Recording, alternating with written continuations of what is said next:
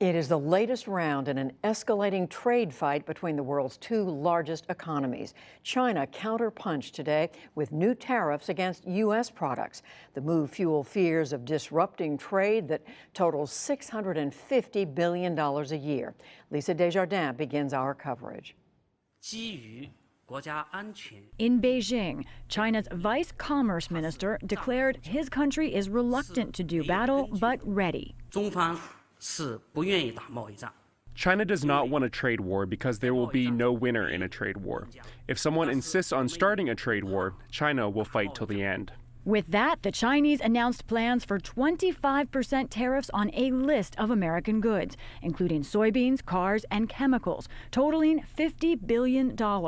It mirrored Trump administration action hours earlier. 25% tariffs on Chinese products worth $50 billion, largely on high-tech goods like robotics, machinery, and medical devices. Both lists are just threats at the moment, not yet implemented, but a kind of economic stare-down. I'm very optimistic about this. In Washington, President Trump's new economic advisor, Larry Kudlow, sought to soothe fears of an all-out trade war and even suggested the tariffs may never take effect. It's part of the process. I mean, I would take the president seriously on this tariff issue. There are carrots and sticks in life, but he is ultimately a free trader. Separate tariffs on Chinese steel and aluminum imports did take effect last month. China hit back with duties on 128 U.S. food imports.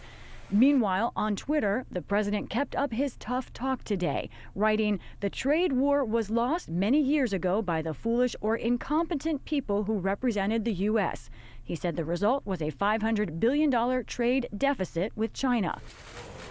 At the White House, spokeswoman Sarah Sanders had this to say. We finally actually have a president who's willing to stand up and say enough is enough. We're going to stop the unfair trade practices, and we're going to work through that process over the next couple of months. Beijing insists the Trump approach on trade is a mistake. This kind of capricious and impetuous action will not solve the problem. The premise of negotiation is mutual understanding and mutual compromise, rather than demanding sky-high prices. China's strategy seems to hit President Trump where his base can feel it, in the Farm Belt.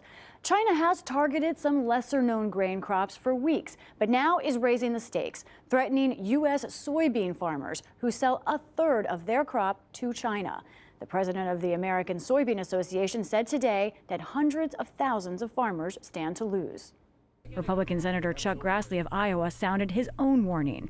He said in a statement that farmers and ranchers shouldn't be expected to bear the brunt of retaliation for the entire country.